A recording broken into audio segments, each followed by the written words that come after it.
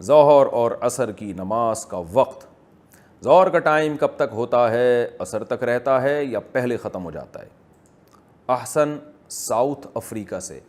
لیکن جیسے ہی ظہر کا ٹائم ختم ہوتا ہے عصر کا شروع ہوتا ہے، جیسے ہی عصر کا شروع ہوتا ہے ظہر کا ختم ہوتا ہے، دونوں ملے ہوئے ہیں، جو راجح قول اور جمہور کا قول ہے۔ لیکن ظہر کا ختم کب ہوتا ہے اور عصر کا شروع کب ہوتا ہے، اس کے بارے میں فقہا کی دو رائے ہیں اور دونوں قرآن و سنت سے ثابت ہیں۔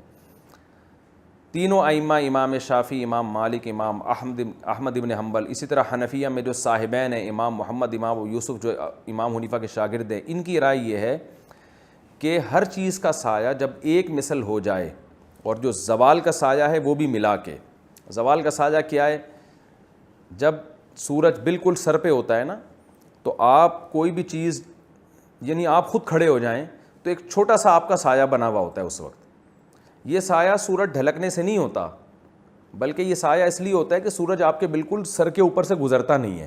تو اس کو زوال کا سایہ کہتے ہیں، یعنی وہ سایہ جو زوال کے وقت ہوتا ہے۔ مثال کے طور پر ایک چیز ہے 6 فٹ کی، ایک چھڑی ہے 6 فٹ کی، آپ نے وہ 6 فٹ کی چھڑی زمین میں گاڑ دی، اب کیا ہوگا؟ سورج مشرق سے نکلا تو اس 6 فٹ کی چیز کا سایہ ہوگا، بہت لمبا سایہ ہوگا،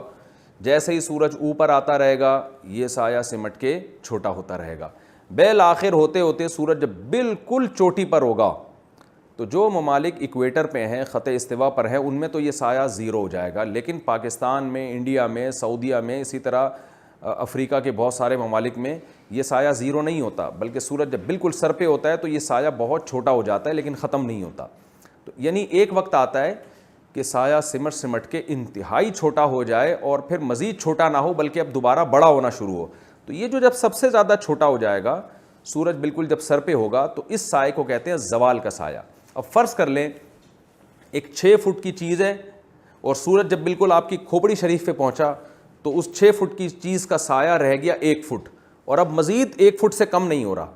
بلکہ سورج جب مغرب کی طرف ڈھلکنا شروع ہوتا ہے تو یہ 1 فٹ کا سایہ ادھر کو کھسک کے لمبا ہونا شروع ہو جاتا ہے، تو یہ والا سایہ کہلاتا ہے فیء الزوال، زوال کا سایہ۔ اب ظہر کا وقت کب شروع ہوگا؟ جمہور علماء کے نزدیک جیسے ہی سورج ڈھلکتے ڈھلکتے ڈھلکتے ڈھلکتے کنارے پہ جاتا ہے، یہ 6 فٹ کی جو چھڑی تھی اس کا سایہ پھیلنا شروع ہوگا اور یہ 6 فٹ کا سایہ بن جائے گا، تو ابھی نہیں ہوا،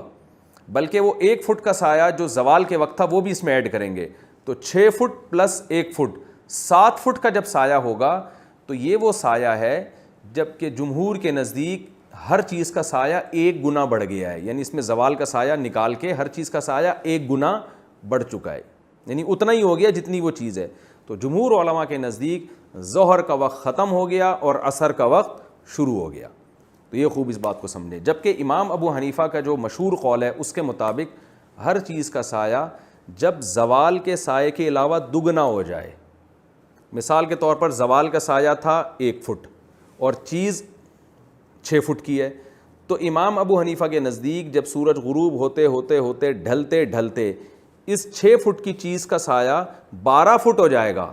اور پلس وہ زوال والا سایہ یعنی 13 فٹ ہو جائے گا، تو ظہر کا وقت ختم ہو گیا اور عصر کا وقت شروع ہو گیا۔ دونوں کے اپنے اپنے دلائل ہیں،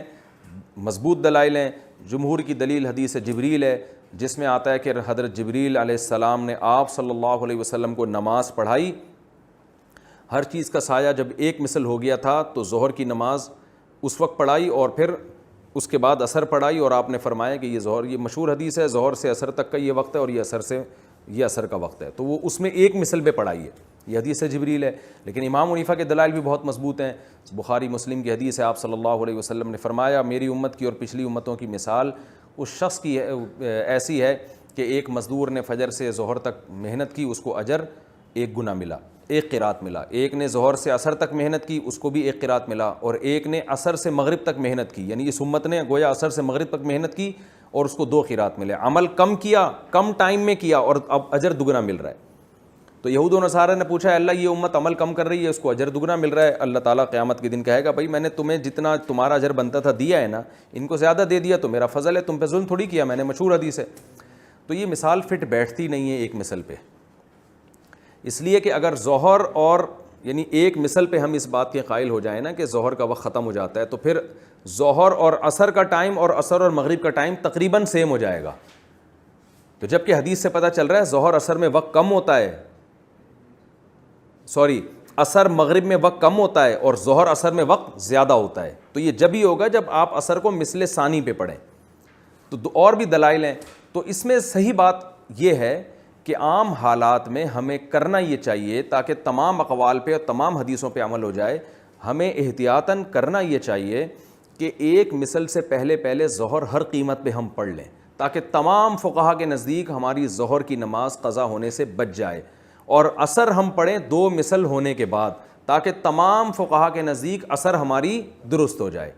جیسے کہ ہمارے بر صغیر میں اور بہت سارے علاقوں میں عمل ہے کہ ہم عصر 2 مثل کے بعد پڑھتے ہیں. اس کا فائدہ یہ ہوگا کہ تمام فقہا کے نزدیک ہماری عصر کی نماز بالاتفاق صحیح ہو جائے گی. اور افضل بھی یہ عمل ہے, افضل اس لیے کہ رسول اللہ صلی اللہ علیہ وسلم کا دوسری حدیث سے پتہ چلتا ہے کہ عام معمول یہی تھا کہ عصر میں آپ تاخیر کیا کرتے تھے. لیکن بہرحال گنجائش اس پر بھی ہے. سفر میں اگر آپ ہیں, کوئی جلدی ہے, تو پھر آپ ایک مثل کے بعد بھی پڑھ سکتے ہیں, اس پہ بھی عمل کرنا جائز ہے. جیسے کہ ہم جب سعودی عرب جاتے ہیں تو ہم تو انہی اماموں کے پیچھے نماز پڑھتے ہیں حرم میں بھی, تو وہ تو جلدی پڑھ رہے ہوتے ہیں, ایک مثل کے بعد پڑھ رہے ہوتے ہیں, تو جائز اس قول پر بھی عمل کرنا ہے. لیکن تمام دلائل